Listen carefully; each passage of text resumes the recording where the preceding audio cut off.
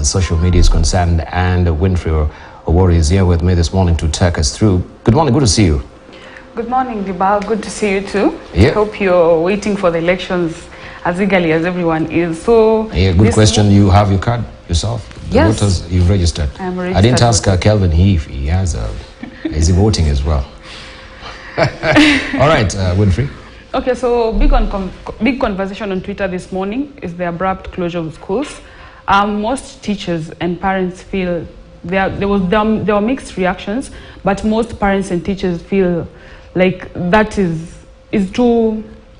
It was not planned for. Mm-hmm. They feel like the CS is running the ministry casually, for lack of a better word. So the CS education had a plan when learning was resuming during COVID. He had said that on August 6th, learners in basic learning institutions were to break for elections up to August 15th. He reiterated the same on Sunday. Then on Monday morning, he communicated a completely different thing. He ordered all schools to close immediately. That is today.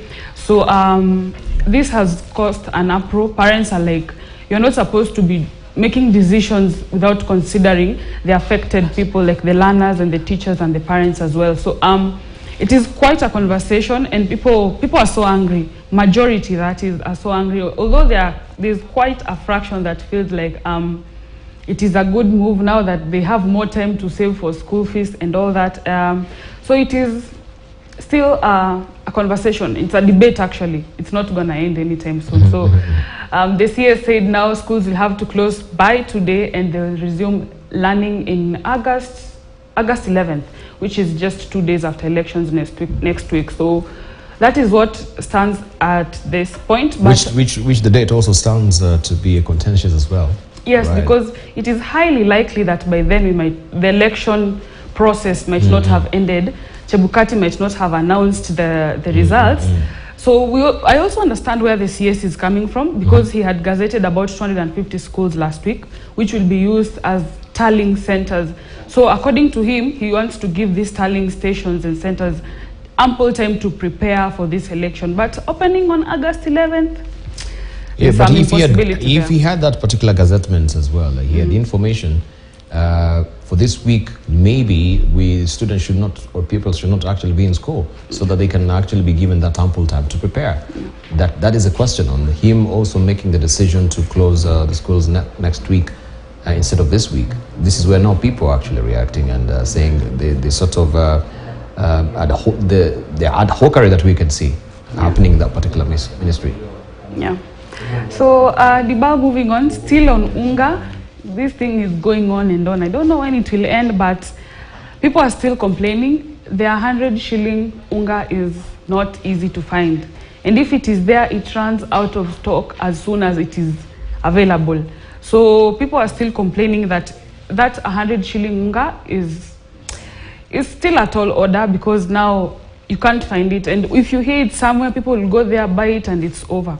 So now people have been complaining about that. Now yesterday the state came out, they were saying, they were now blaming it on unethical millers who are practicing unethical business practices.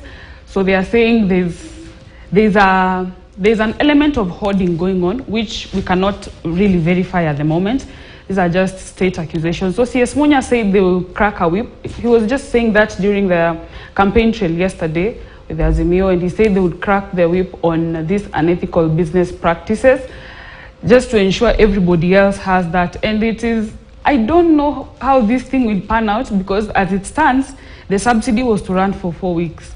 The subsidy is here, but we still cannot get that Unga. It's there, but it's not there, because it's there, and if you hear it's there, it's over in a few minutes or hours. So it's something we really are looking out for, and we are just, as Kenyans, I would speak on behalf of Kenyans.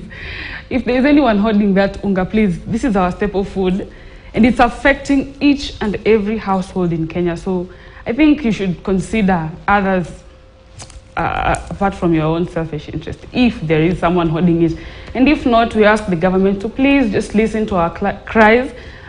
Online, there is a lot going on. People are talking about this Unga, because to some extent, it brings in the political aspect, because there is a political faction that will carry it. Oh, you know, we don't have Unga. But in the real sense, we are not here for politics. It's about the people, you know, the lives of the people, their livelihoods. There are people who can only afford that ugali a meal a day. So it's a bit complicated, I'd say that, Dibal. All right.